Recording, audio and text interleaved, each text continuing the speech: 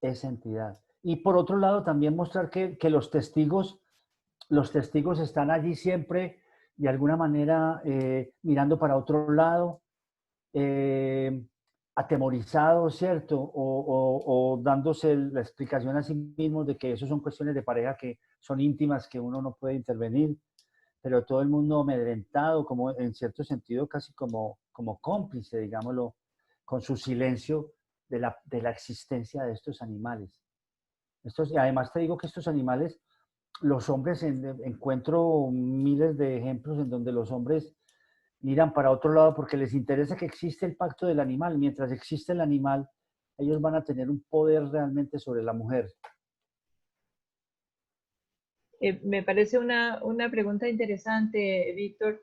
Efectivamente, algunas de las personas, tal vez la doctora Vicky Euse, por quien te conocemos, nos comentaba que cuando las personas fueron a ver la película, muchas decían que eso no podía ser cierto. Muchas personas decían que era demasiado dura, que estaba exagerada. ¿Qué nos dices con relación a tu visión de si eso realmente es exagerado o no? Yo tuve la fortuna de ver después el documental con la sobreviviente a la violencia. ¿Te pareció que la historia que contaste estaba exagerada, que era demasiado, entre comillas, cinematográfica? Pues mira que yo, cuando hablo con Margarita Gómez, ¿cierto? Y ella me cuenta, digámoslo, durante horas de entrevistas, una secuencia tras otra de maltrato, en donde no había ninguna tregua, ningún apaciguamiento, ningún amansamiento, ninguna ternura, donde el maltrato en todas sus manifestaciones, digamos, en todas sus modalidades, desde el insulto, la vigilancia, el encierro, los golpes, las palizas, todo este asunto nunca dio tregua. Imagínate que yo como guionista y como cineasta, yo me sorprendía enormemente porque por un lado la intuición a mí me obligaba a que tenía que hacer esa película, pero por otro lado me encontraba una cantidad de amigos que cuando veían ese memorial de agravios de comienzo a final, que tenía 1000 agravios infinitos durante esos 7 años, me señalaban de que eso no podía ser así, que esa mujer había estado enamorada de este tipo, que era una forma, digámoslo, de escapar ella de alguna manera, a su culpabilidad de nunca de haberse revelado, ¿cierto? Como que, bueno, y te digo que muchos de mis amigos, desafortunadamente, pues yo, increíble porque viéndome, digamos, desde lejos, no estaban en mis zapatos, pero ellos pensaban que ella no se merecía una película. Entonces, afortunadamente yo fui a la Secretaría de la Mujer y hablé con personas y les conté el caso y ellas me dijeron que cada día recibían 4 casos de esos y que por favor, y que les parecía muy bien que yo hubiera tomado la determinación de creerle completamente a Margarita Gómez.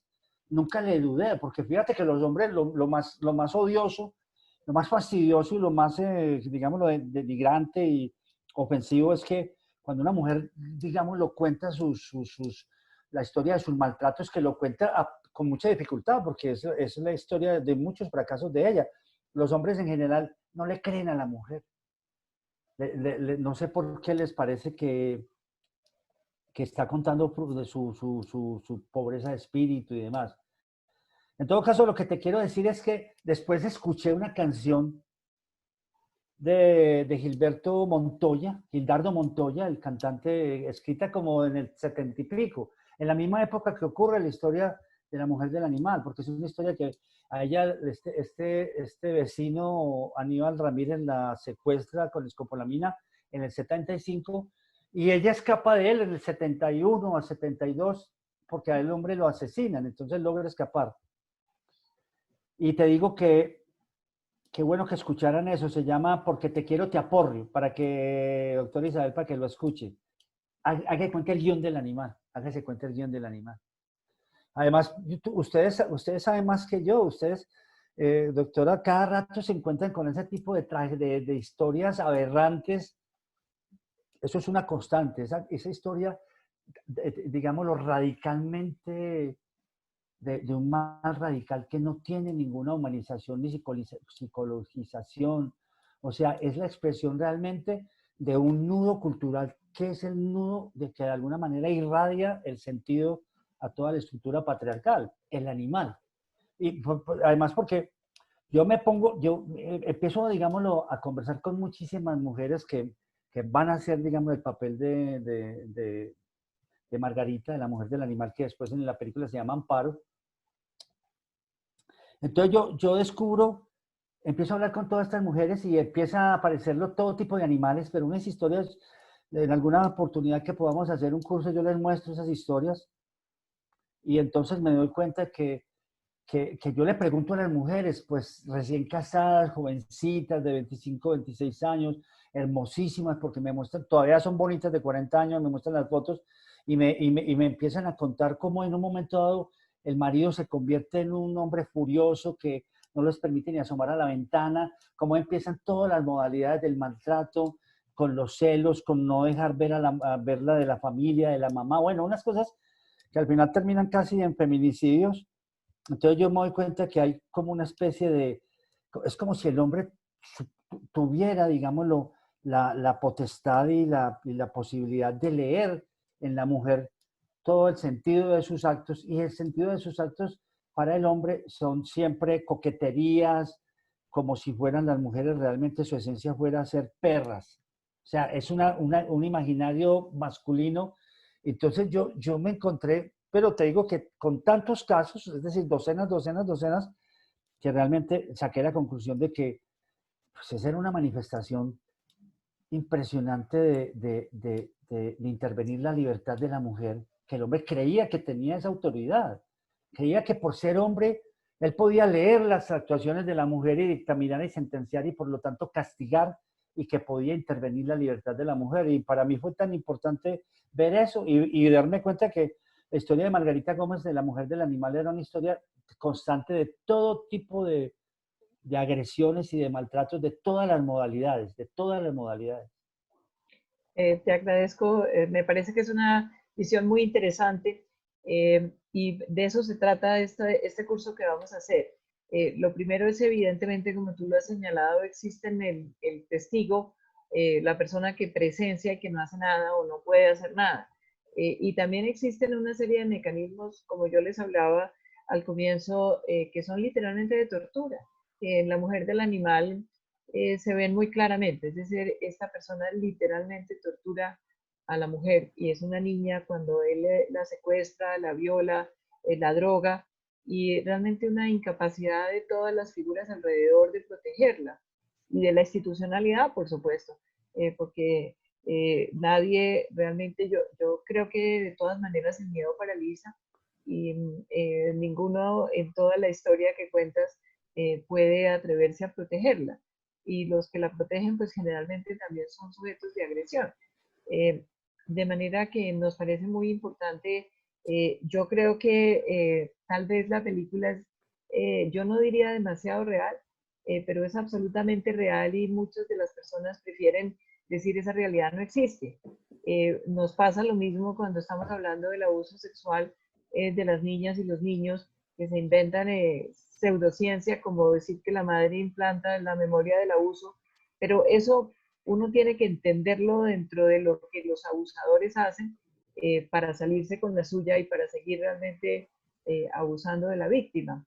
Vamos después a oír la opinión de nuestro penalista, a ver qué piensa con relación a cómo se salen con la suya, por llamarlo en términos domésticos, los abusadores, y cómo las personas dolorosamente en las comunidades tienden a negar la violencia contra las mujeres y los niños.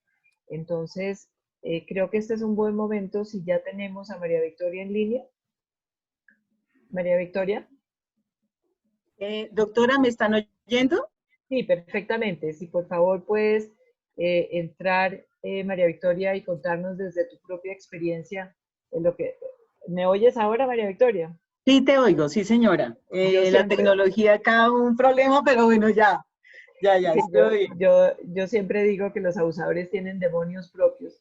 Y entonces, siempre pasa algo, ¿no? Con el sonido, con el video, con algo, pero no sé, así sea por el celular, o como sea. Bueno, muchas gracias. Muchas Tienes la gracias, palabra doctora. entonces, María Victoria. Muchísimas gracias. Mi nombre es María Victoria Zambrano. Soy representante de víctimas en la Asociación Afecto, antes que todo, y en el Consejo Distrital de Atención a Víctimas de Violencia Intrafamiliar y de Abuso Sexual Infantil. Ese rol de representante de víctimas me ha significado acompañar a varios de los casos desde varias miradas. Desde la mirada jurídica, que esa no es la mía hoy.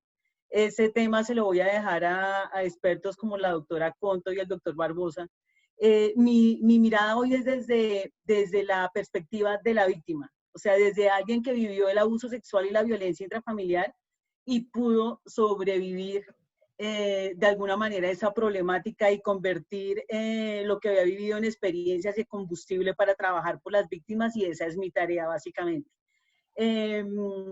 Mi trabajo normal es en ETV, básicamente el que me da de comer es en ETV, soy líder control proceso, soy auditora, nada que ver con el tema que trabajo con víctimas, pero el otro rol mío es ser la voz de quienes no tienen voz. Para mí es muy importante ser objetiva en este sentido, y aunque soy abogada de la Universidad de los Andes y tengo una especialidad en servicios públicos, una maestría en Derecho Administrativo, todos esos cartones los guardo en un cajón para sacar el de sobreviviente de abuso sexual y violencia intrafamiliar y analizar las cosas desde un punto de vista objetivo. Entonces, yo hice una pequeña presentación. Me gusta mucho trabajar con imágenes y con metáforas, y creo que este es un buen momento para comunicarles en nombre de las víctimas, en nombre de la representante, como representante de víctimas de la Asociación Afecto y en general del Consejo Distrital de Atención, mi perspectiva sobre el tema. Entonces, la presentación mía se llama La mirada de las víctimas, el virus de la violencia. Y quiero acá manifestarles que utilicé esta situación de la pandemia y del aislamiento para hacer una especie de metáfora y de comparación con la situación como yo la veo que viven las víctimas de violencia intrafamiliar y de